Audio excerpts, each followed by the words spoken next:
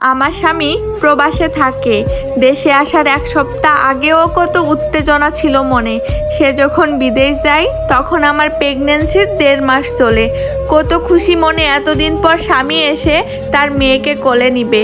কিন্তু আমার কপালটা এতটাই খারাপ, সে আমাকে দেশে এসেই ডিভোর্স দেয়। আমি তার কাছে জানতে চাই আমার অপরাধটা কি।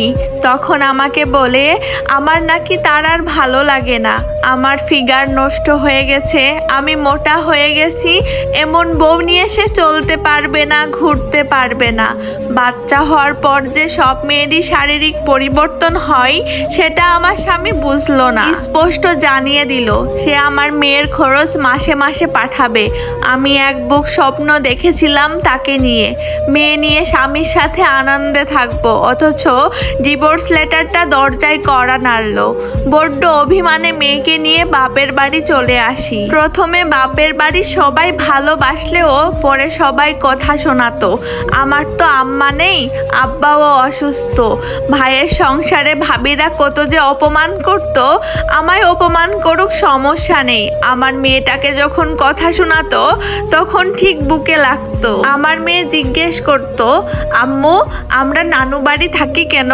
মামিরা কত কষ্ট দেয় তোমায়, চলো আব্বুর বাড়ি ফিরে যাই। আমার মেয়েকে বুকে টেনে চোখের জল মুছি। কিভাবে বোঝাবো? একটা কাগজে 2টা সিগনেচার একটা সম্পর্ককে আলাদা করে দিয়েছে। বাপের বাড়িতে ভাবিদের তীব্র অত্যাচারে মেয়েকে নিয়ে বের হয়ে আসি। কোথায় যাব জানি না। তখন দেখা হয় আমার এক বান্ধবীর সাথে। সে আমাকে তার বাড়ি নিয়ে যায়। তার স্বামী একটা কোম্পানিতে চাকরি করে। সে তার স্বামীকে বলে আমার কাজের ব্যবস্থা করে দেয়। তার বাড়ির এক পাশে একটা ঘরে মা মেয়ে থাকতাম। বেশ ভালো চলতেছিল। বান্ধবীর কোনো সন্তান নেই, তাই আমার মেয়েকে খুবই ভালোবাসতো তারা। একদিন বান্ধবী তার বাপের বাড়ি বেড়াতে গেল। মানবতা থেকে তার স্বামীকে খাবার দিতে যেতাম। নতুন করে আমার জীবনে আবার যে বিপদ নেমে আসবে সেটা আমি ভাবতেই পারিনি।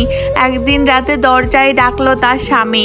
আমি দরজা খুলতেই সে মদ্যপান অবস্থায় ঘরে ঢুকে আমাকে জোর করতে থাকে। এমন সময় আমার উপর অমানবিক নির্যাতন চালাই। আমি চিৎকার করতে থাকি। আমার চিৎকারে মেয়ে এসে সব দেখে ফেলে কান্না শুরু করে। তখন সে লোক আমার মেয়েকে ধাক্কা দিয়ে ফেলে দেয়। চেয়ারে বাড়ি খেয়ে মেয়েটা বেহুশ হয়ে যায়। আমি চিৎকার করতে থাকি। মেয়ের মাথা থেকে রক্ত দেখে নিজেকে ঠিক রাখতে পারিনি। লাথি মেরে সরানোর চেষ্টা করেও ব্যর্থ হই। আমি তো মেয়ে মানুষ, পুরুষের শক্তির কাছে কি পেরে উঠতে পারি? সে তার শারীরিক ক্ষুধা মিটালো, তারপর আমার ঘরের বিছানায় ঘুমিয়ে পড়লো। মেয়েকে বুকে নিয়ে ডক্টরের কাছে ছুটলাম। এই মেয়ের জন্যই বেঁচে থাকা। তার কিছু হলে আমি বাঁচবো কার জন্য? আমার অবস্থাও অনেক খারাপ। অচেতন মেয়েকে ডক্টরের কাছে নিয়ে ভর্তি করলাম। বান্ধবীকে কল দিয়ে সবটা বললাম। বান্ধবী বিশ্বাস করলো না, উল্টো আমার চরিত্র নিয়ে বাজে কথা বলল। আমি নিজেকে ঠিক রাখতে পারিনি। লজ্জা শরম ছেড়ে ডক্টরকে সবটা বলি। আমার মেডিকেল টেস্ট করার পর আমি সত্যি বলেছি প্রমাণিত হয়। পুলিশ ওই পশুকে গ্রেপ্তার করে। আমার মেয়ের মাথার বাম পাশে চোট পাই। দীর্ঘ 1 মাস চিকিৎসার পর সে সুস্থ হয়। হসপিটালের সব খরচ ওই পশুকেই দিতে বলে আদালত। আমি আবার নিঃস্ব হয়ে যাই। মেয়েকে নিয়ে শেষ ঠিকানা হয় রাস্তায়। একটা পুরুষ বউ বানিয়ে সম্মান করতে পারলো না, আর এক পুরুষের লালসার শিকার হলাম। এখন একটা ভাড়া বাসায় থাকি। সেই চাকরি ছেড়ে টেইলারি করি।